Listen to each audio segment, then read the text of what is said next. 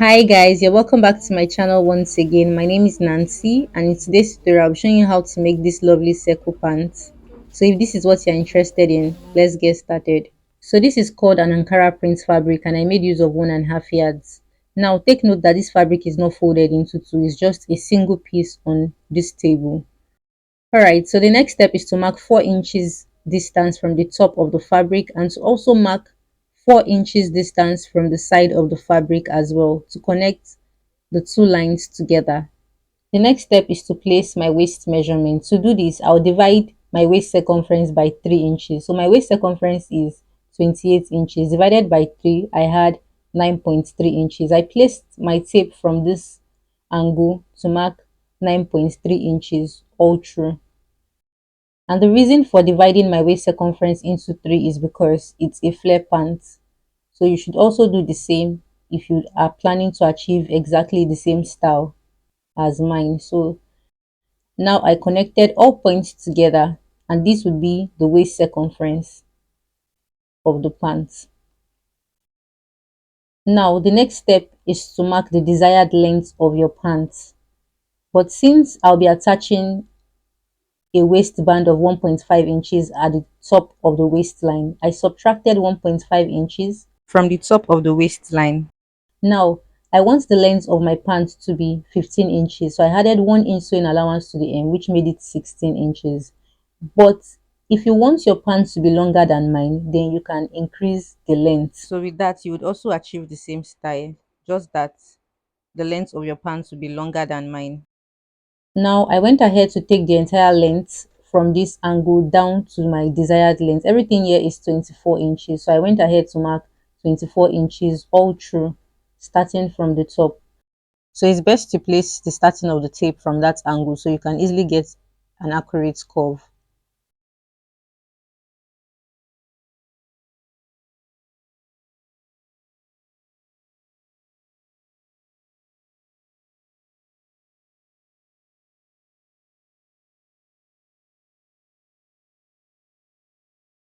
The next step is to mark your crotch depth. My crotch depth is 11 inches. If you don't know how to take the measurement of your crotch depth, I'll be dropping the link in the description box on how to take your pants measurements. Since my crotch depth is 11 inches, I placed my tape on the waistline from this side to mark 11 inches on this point.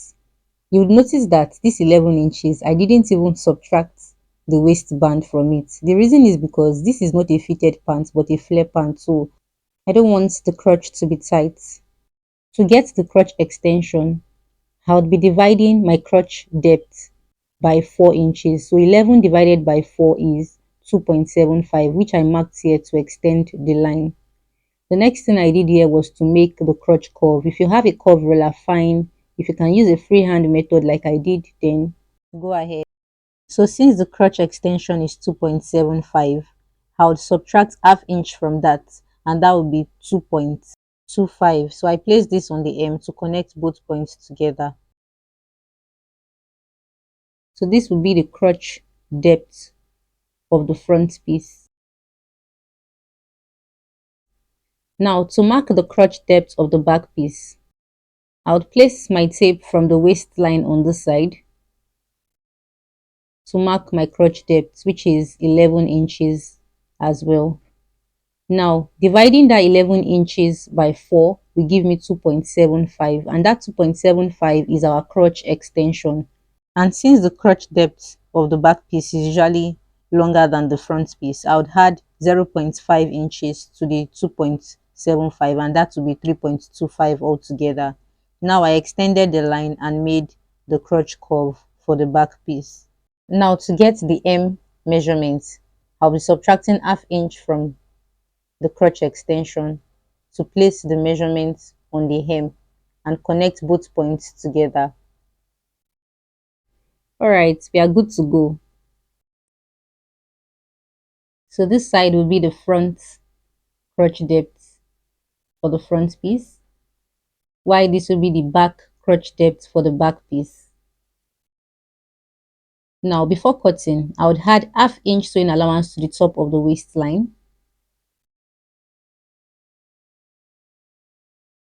And on the front piece, I would also add half inch sewing allowance to the crotch curve.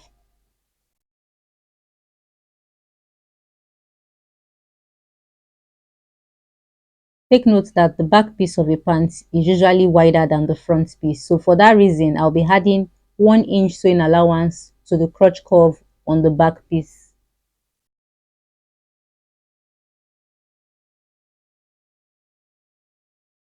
Now I'll go ahead to trim out by following the direction of the chalk.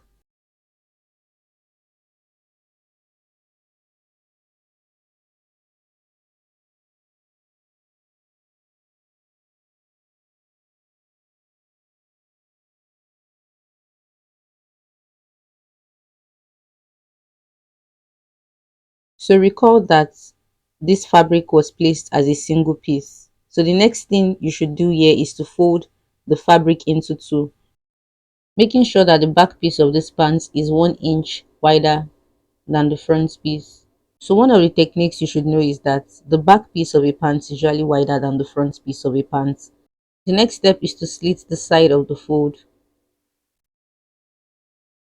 So now we have the front piece and the back piece separated. Now this is my front piece here. I would place it on my main fabric to cut out exactly the same shape.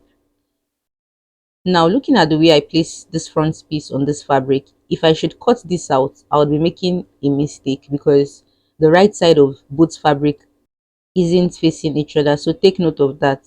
So the right way to do this is to place both the right side of the front piece on the right side of the fabric to cut out the second part of the front piece.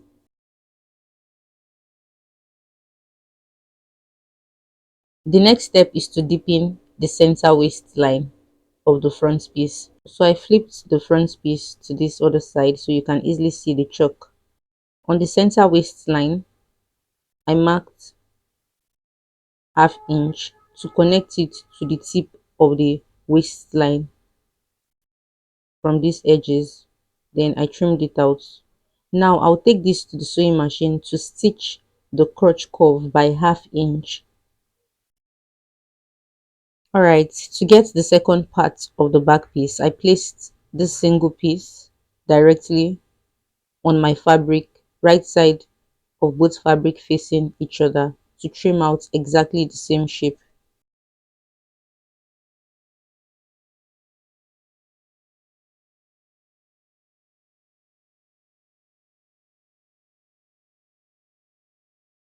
So because I'll be attaching a pocket to the sides of this pant, I would have to fix the zipper on the center back of the pant. Now to mark the zipper opening, I placed my tape from the top of the waistline to mark 7 inches. Then from this point, I will take this to the sewing machine to make a straight stitch all through, following the direction of the chalk. And this space here would be for the zipper opening.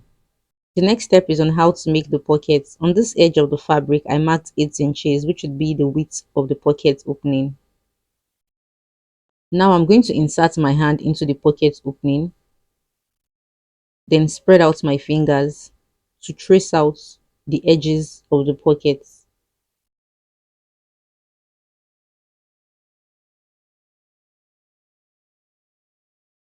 So this is a simpler method of making your inner side pockets.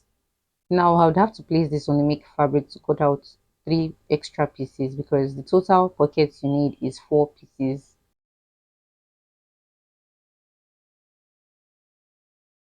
Alright, so this is the front piece of the pants after securing the crotch curve. Now the next step is to place a single pocket 2 inches below the waistline by the edge of the pants to secure it by ½ inch. I would also place a single piece pocket on this side 2 inches below the waistline to stitch by ½ inch as well. Alright, so this is the back piece of the pants. I'm going to place a single piece 2 inches below the waistline to stitch by ½ inch, and the other piece of the pocket 2 inches below the waistline to stitch by ½ inch. Alright, after stitching all pockets, you place the back piece directly on the front piece, making sure that the sides are equal. Take note that here you would notice that the back piece is wider than the front piece of this pant, but it doesn't matter. Just make sure that the sides are equal. Then you stitch the sides following the direction of the chalk by ½ inch. You should also stitch the other side by ½ inch as well, following the direction of the chalk.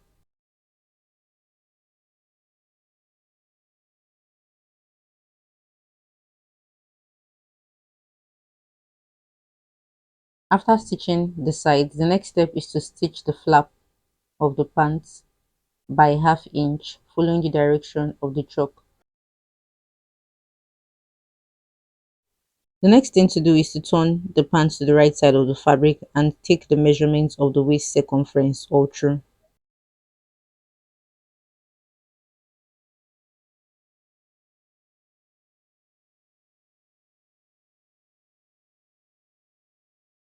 So the entire waist circumference is 31 inches. Alright, so this is the band here, and the width of the band should be the same width measurement for the waistline, which is 31 inches. While the length of the band should be 4 inches. Now I went ahead to fold the band into two, placed a paper stay on one side of the band and folded the edges of one side of the band that has the paper stay on it. The next step is to place the waistband on the wrong side of the waistline of this pant to stitch it all through by half inch.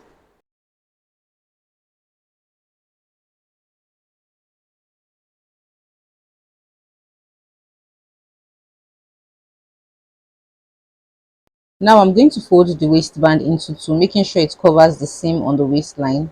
Then I'll take this to my sewing machine to stitch the edges all through the waistline. The next step is to secure the hem of the pants by folding it in by half inch and further folding it by half inch all through. And I'll do the same for the other side of the hem. After securing the leg opening, the final step is to attach the zipper to the center back of the pants. So this is the final outcome of my pants. It's very beautiful and cheeky. You should give it a try, and if you're new to my channel, kindly subscribe, share and like my videos, and also put on your notification bell to be notified when I upload new tutorials. And also, if you're interested in sending me style inspiration you would like me to try out on my YouTube channel, kindly chat me up on Instagram at nancy.tvc. Thank you and see you in my next tutorial.